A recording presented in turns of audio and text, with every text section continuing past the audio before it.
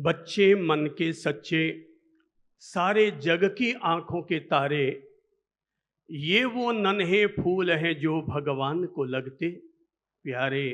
बच्चे मन के सच्चे। आज हम बच्चों के जीवन में क्यों जरूरी है काल से पहले संस्कार, अपने बच्चों को और अपने आप को संस्कारित करने के बारे में कुछ मार्गदर्शन लेंगे, कुछ चर्चा करेंगे और यहां से अपने घरों के लिए, अपने जीवन के लिए कुछ किरणें, कुछ उजाला अपने साथ लेकर जाएंगे। संस्कार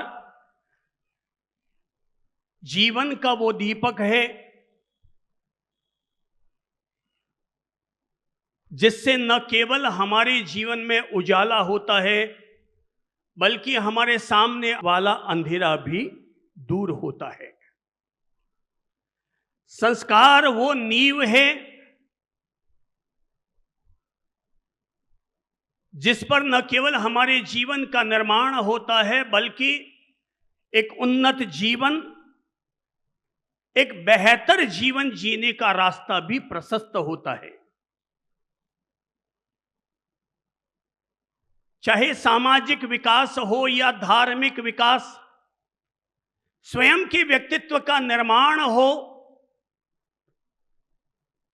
या समाज के साथ में हमारे सरोकार हो, हर पहलू के साथ एक शक्ति की जरूरत है जिसका नाम है संस्कार। जीवन की पहली शुरुआत है अ ब स द, हमारे बचपन के साथ शुरू होता है। पर केवल इतना सा नहीं है कि संस्कारों की जरूरत केवल बच्चों के लिए ही हो, बल्कि सच्चाई यह है कि बड़ों को भी संस्कार की जरूरत होती है। या तो कहलाते हैं 16 तरह के श्रृंगार और या फिर कहलाते हैं 16 प्रकार के संस्कार।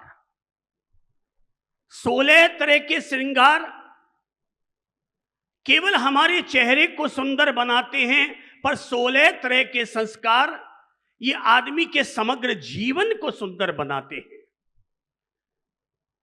यहां तक कि जब बच्चा मां के पेट में आता है तब से व्यक्ति का संस्कार होना शुरू होता है, और जब तक अंतिम सांस छूट जाती है तो अंतिम संस्कार तक भी इंसान के साथ संस्कार जुड़ा हुआ रहता है। पहले अगर मां के पेट में हो तो गर्भ संस्कार से जीवन की यात्रा शुरू होती है और अंतिम संस्कार पर जाकर के हमारे संस्कारों की यात्रा पूरी होती है। अर्थात एक बात बुनियादी तौर पर सबके समझ में आ जानी चाहिए कि जीवन के पहले चरण से लेकर अंतिम चरण तक जिसकी जरूरत होती है वो है हमारा संस्कार। क्या है हमारा? सब बोलिए तो क्या है हमारा? वो संस्कार। हम लोग शिक्षा ज्ञान के अर्जन के लिए तो बहुत प्रयास करते हैं।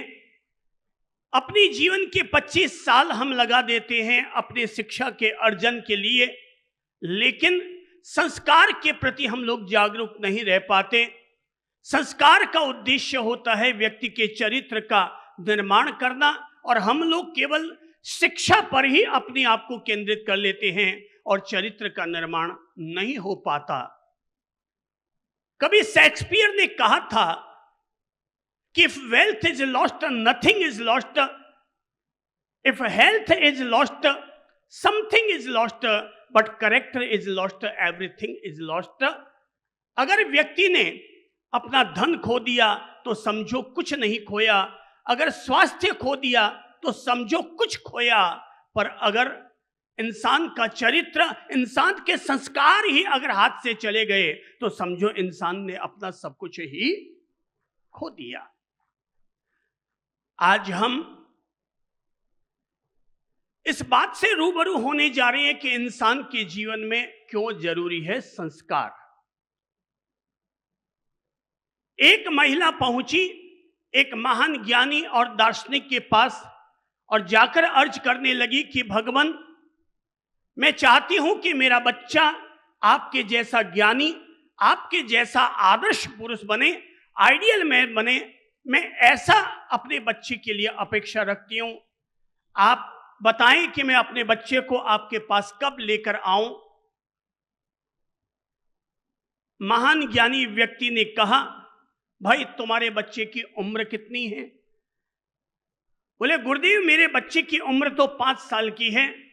बोले तुम जल्दी से जाओ अपने घर पर और अपने बच्चे को तत्काल लेकर आ जाओ। बोले भगवान अभी तो बच्चा 5 साल का ही है।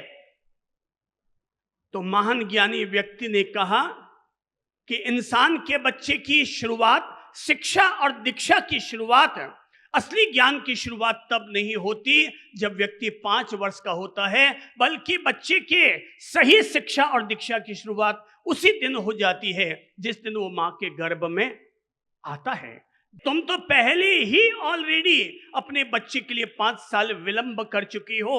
अगर तुम चाहते हो कि तुम्हारा बच्चा महावीर जैसा कोई तीर्थंकर बने, राम जैसा कोई मर्यादा पुरुषोत्तम बने, कृष्ण जैसा कर्मयोगी बने और बुद्ध जैसा कोई करुणावतार बने, अगर तुम चाहते हो कि तुम्हारा बच्चा विवेकानंद या अब्दुल कलाम की तरह कोई महापुरुष बने, तो अपने बच्चे पर उस समय काम मत करो जब वो 5 साल, 10 साल, 20 साल का हो जाए, बल्कि उसी समय उस पर काम करना शुरू कर दो जिस दिन वो मां के गर्भ में आ जाए। जिस दिन आत्मा इंसान के गर्भ में आती है, जिस दिन आत्मा नारी या माता के गर्भ में आती है, बच्चे की शिक्षा और दीक्षा का काम उसी दिन ही शुरू हो जाता है। हमारे पास ये तो औकात नहीं है कि हम किसी महापुरुष की आत्मा को अपनी कोख में अवतरित कर सके, लेकिन हमारे भीतर ये तो औकात और ताकत है कि हम अपनी कोख से पैदा होने वाले बच्चे को दिव्य आत्मा बना सके। दिव्यात्मा को बुलाना हमारे हाथ में नहीं है, पर आने वाली आत्मा को दिव्यात्मा बना देना ये जरूर हमारे हाथ में है। हम किसी भी बचपन को सामान्य कैसे कह सकते हैं, क्योंकि उसी बचपन में ही बचपन की सारी नींव रखी जाती है। हम बचपन को सामान्य कैसे मान सकते हैं, क्योंकि इसी बचपन में ही कभी कोई तीर्थंकर आत्मा ने अपने आप को पल्लवित किया, कभी किसी मर्यादा पुरुषोत्तम ने, कभी किसी महापुरुष ने अपने आप में पल्लवन किया था। इसलिए बचपन कोई सामान्य चीज नहीं है। एक मां होना मासक क्षमण की तपस्या करने से भी ज्यादा कठिन हुआ करता है। अरे मासक क्षमण की तपस्या तो केवल 1 महीने की तपस्या होती है, पर मां होना तो जिंदगी भर की तपस्या है। पत्नी के प्रेम की शुरुआत तो तब होती है जब हम 25 साल के होते हैं, पर मां के प्रेम की शुरुआत तो उसी दिन से हो जाया करती है जिस दिन से आत्मा उनकी कोख में प्रवेश करती है। उसी दिन से ही मां के भीतर हमारी ममता और हमारा प्रेम, पिता के भीतर हमारा वात्सल्य उमड़ना शुरू हो जाता है। इसलिए दुनिया में पत्नी से भी अगर कोई लंबा प्रेम है, कोई बड़ा प्रेम है, तो मां का प्रेम है, वो पिता का प्रेम है, जिन्होंने अपने बच्चों के लिए पूरे 100 साल तक अपनी ओर से संघर्ष किया और 100 साल तक अपनी कुर्बानियां समर्पण की थी।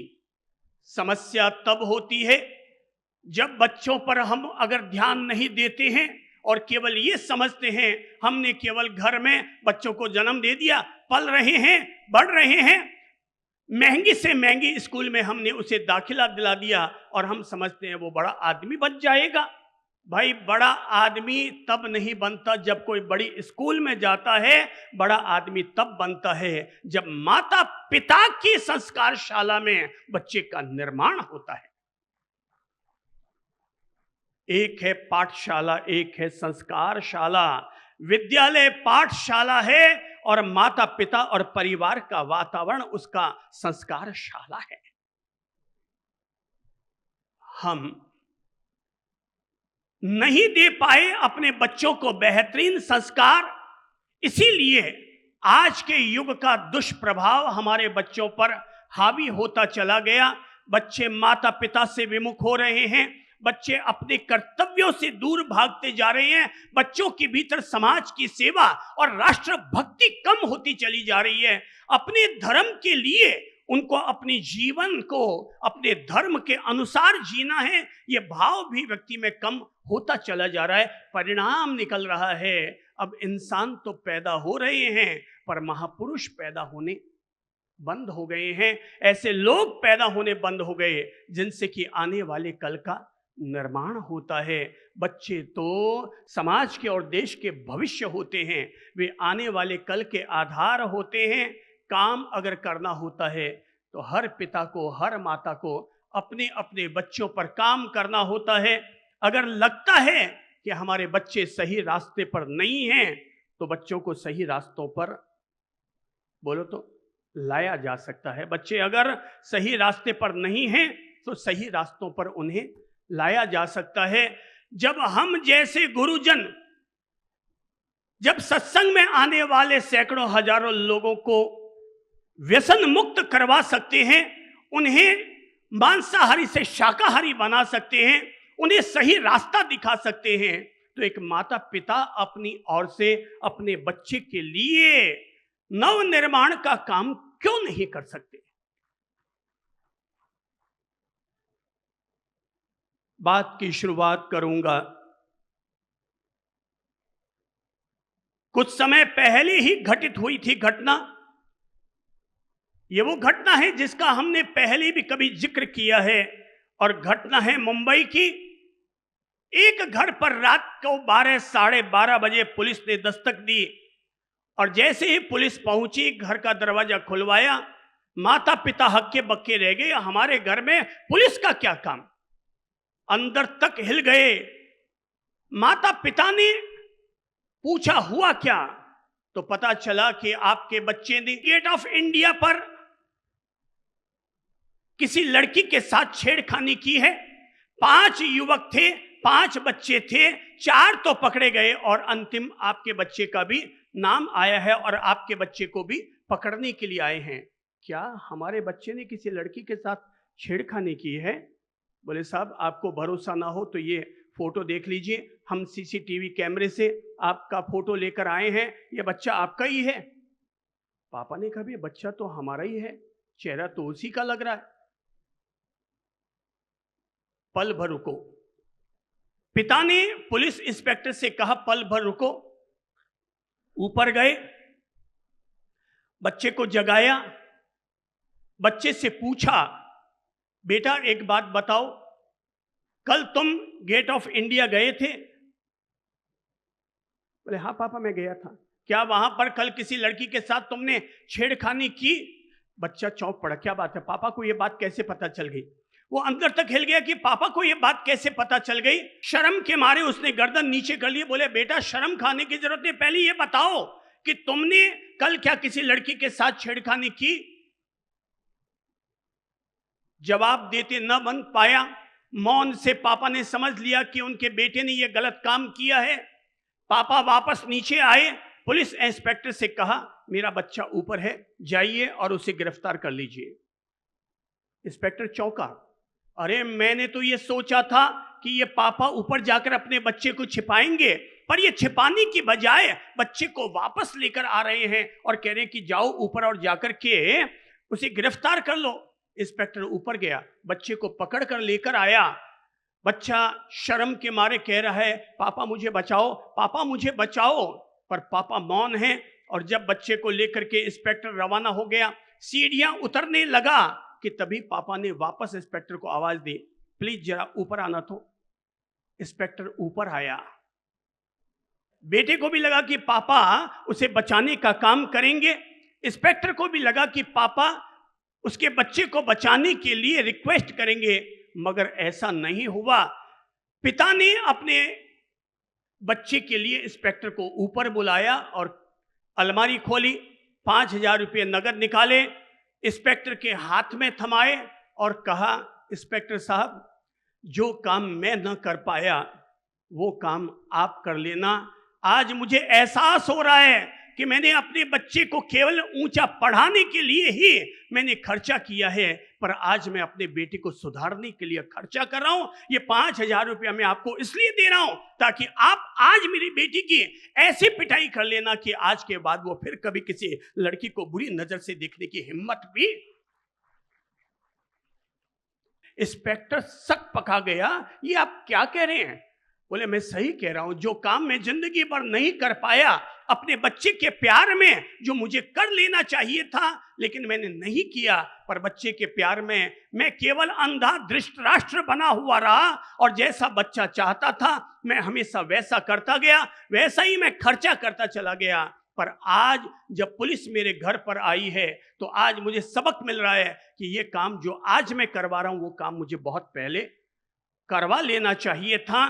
आज ये जरूरत आ पड़ी है कि हम फिर से अपने आप के लिए, अपने बच्चों के लिए, अपने स्वयं के जीवन के लिए हम ये विचार करें कि क्या हमें हमारे जीवन में संस्कारों की जरूरत है या केवल पढ़ाई की ही जरूरत है। हमें लगता है पढ़ाई, मैं कहता हूं पढ़ना चाहिए, पर क्या पढ़ाई के अलावा जीवन और कुछ नहीं है? अरे जीवन तो सितार के तारों की तरह है, केवल एक तार से ही जिंदगी का निर्माण नहीं होता, 6 तार एक साथ मिलते हैं तब कहीं जाकर के सितार से संगीत पैदा हुआ करता है। पढ़ाई भी अहमियत रखती है, समाज भी अहमियत रखता है, घर में भी अहमियत है। जीवन के निर्माण के लिए स्वास्थ्य पर भी ध्यान दो, समाज पर भी ध्यान दो, धर्म और अध्यात्म के मूल्यों पर भी ध्यान दो, माता पिता की सेवा पर भी ध्यान दो, कर्तव्य भावना के प्रति भी ध्यान दो। बहु आयामी तरीके से जब हम विविध पहलुओं पर ध्यान देते हैं तो जैसे सितार के अलग अलग तारों को एक साथ झंकृत करो तो संगीत बनता है, ऐसे ही सभी आयामों पर गौर करो तब कहीं जाकर बच्चे के जीवन का निर्माण होता है। मैं शिक्षा पर बहुत जोर देता हूं। मेरा मानना है कि जिस युग में हम जी रहे हैं वो युग विकास का युग है। हर व्यक्ति को पढ़ना चाहिए, हर नारी को पढ़ना चाहिए, लड़के को भी पढ़ना चाहिए, लड़की को भी पढ़ना चाहिए और पढ़ लिख करके हर किसी व्यक्ति को बड़ा आदमी बनना चाहिए। पर मैं इस बात के लिए भी अपने भाइयों और बहनों को सचेत कर दूं, केवल शिक्षा पर ध्यान मत दो। जैसे पंछी 2 पंखों के सहारे उड़ता है, ऐसे ही जीवन भी शिक्षा और संस्कार इन 2 पंखों के सहारे ही आसमानी ऊंचाइयों को छुआ करता है।